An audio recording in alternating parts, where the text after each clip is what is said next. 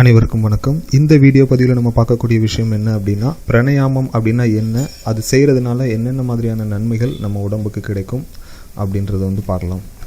பிராணாயாமம் அப்படின்றது ஒரு மூச்சு பயிற்சி. இது ஒரு மதம் சார்ந்த ஒரு பயிற்சி கிடையாது. யாருனாலும் செய்யலாம், எந்த மதத்தை சேர்ந்தவங்கனாலும் செய்யலாம்.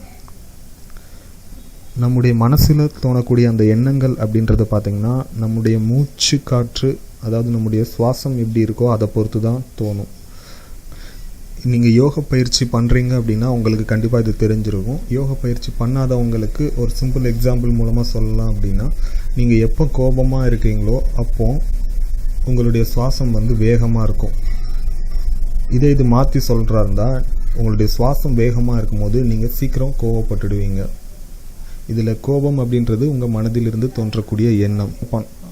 நம்முடைய எண்ணங்களை நம்ம கண்ட்ரோல் கொண்டு வரணும் அப்படின்றது கொஞ்சம் நடைமுறையில் நிறைய பயிற்சிகள் பண்ணால் மட்டும்தான் முடியும்.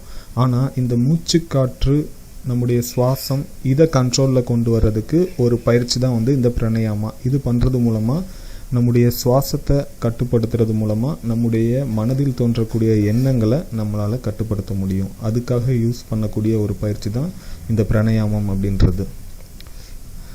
இந்த பிராணாயாமம் பண்ண விரும்புகிறவங்க முறையாக யாராவது பண்ணிகிட்டு இருந்தாங்கன்னா அவங்கக்கிட்ட இருந்து முழுசாக கற்றுட்டு அப்புறம் பண்ணுங்கள்.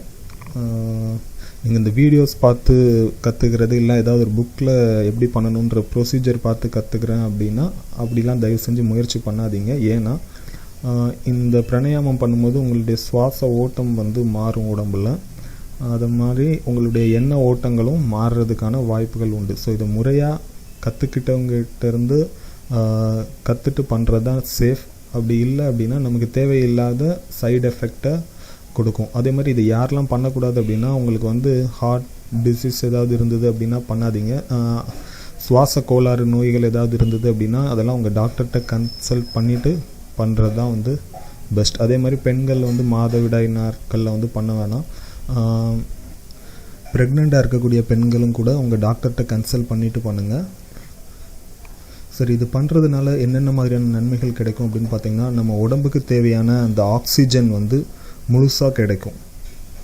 நம்முடைய உடம்பில் நுரையீரல் இருக்குல்ல, அதாவது லங்ஸ்ன்னு சொல்லக்கூடிய அந்த பார்ட் ப்ராப்பராக ஃபங்க்ஷன் ஆகிறதுக்கான ஒரு வாய்ப்பு கிடைக்கும். நீங்கள் அந்த ஆழ்ந்து சுவாசிக்கும் போது உங்களுடைய நுரையீரல் விரிகிறத நீங்கள் உள்ளேயே ஃபீல் பண்ண முடியும். நம்முடைய உடம்பில் பார்த்திங்கன்னா கிட்டத்தட்ட 72,000 நாடிகள் இருக்குது. இந்த நாடிகள் ஃபுல்லாக உச்சியிலேருந்து உள்ளங்கால் வரைக்கும் இருக்குது. இதை ஆக்டிவேட் பண்ணுறதுக்கு பிராணாயாமாவோட ஒரு பெஸ்ட் பயிற்சி எனக்கு தெரிஞ்சு இல்லை.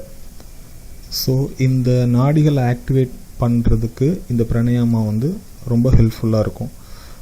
அதே மாதிரி உங்களுக்கு தேவையில்லாத டென்ஷன், கவலை, படபடப்பு, பயம், பதட்டம் இதெல்லாம் இருந்தது அப்படின்னா அதெல்லாமே கண்ட்ரோலில் வந்துடும் உங்களுக்கு இந்த பிராணாயாமம் பண்ணுறது மூலமாக. அதே மாதிரி சிலர் டக்குன்னு கோவப்பட்டுடுவாங்க. ஒரு சின்ன விஷயத்துக்கே அதிகப்படியான கோபம் வரும். முன்கோபம் ஜாஸ்தியாக இருக்கிறவங்க அப்படின்றது மாதிரி பேர் அவங்களுக்கு. அவங்க இந்த பிராணாயாமம் பண்ணாங்கன்னா அந்த கோபம் வெளிப்படுறது உங்களுடைய கண்ட்ரோலில் இருக்கும். எதுக்கு கோவப்படணுமோ அதுக்கு மட்டும்தான் கோவப்படுவீங்க. அதே மாதிரி இரத்த கொதிப்பு இருக்கிறவங்க இந்த பிராணாயாமம் பண்ணும்போது அவங்களுடைய அந்த ப்ரெஷர் குறையிறதுக்கான வாய்ப்பு உண்டு. ஆனால் அது உங்கள் டாக்டர்கிட்ட கன்ஃபார்ம் பண்ணிக்கோங்க. நீங்கள் பிராணாயாமம் பண்ணலாமா அப்படின்றத கன்ஃபார்ம் பண்ணிவிட்டு பண்ணுறது நல்லது.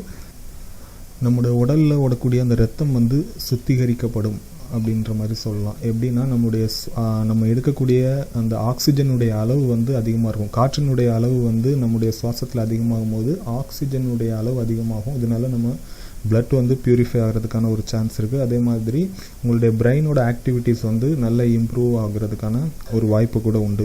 தியானம் யாராவது பண்ணணும்னு நினைக்கிறவங்க இந்த பிராணாயாமாவை முதல்ல முயற்சி பண்ணி பார்த்துட்டு அப்புறம் தியானம் பண்ணிங்க அப்படின்னா உங்களுடைய மனம் சீக்கிரம் ஒரு விஷயத்தில் குவிய ஆரம்பிக்கும். அதே மாதிரி உடல் உறவில் அதிகப்படியான சுகம் வேணும்னு நினைக்கிறவங்க கூட இந்த பிராணாயாமம் பயிற்சி பண்ணிங்க அப்படின்னா உங்களுடைய சுவாசம் ஆழ்ந்து இருக்கிறதுனால நீங்கள் நீண்ட நேர உடல் உறவு சுகத்தை கூட அனுபவிக்கிறதுக்கான ஒரு வாய்ப்புகள் கூட கிடைக்கும். ஆனால் இது பண்ணும்போது மறுபடியும் சொல்கிறேன் என்ன அப்படின்னா, யார்கிட்டையாவது முறையாக கற்றுட்டு பண்ணுங்கள். தயவு செஞ்சு இந்த வீடியோஸில் பார்த்து இல்லை புக்கை படித்து பண்ணாதீங்க. அது தேவையில்லாத சைடு எஃபெக்டை க்ரியேட் பண்ணுது. நன்றி.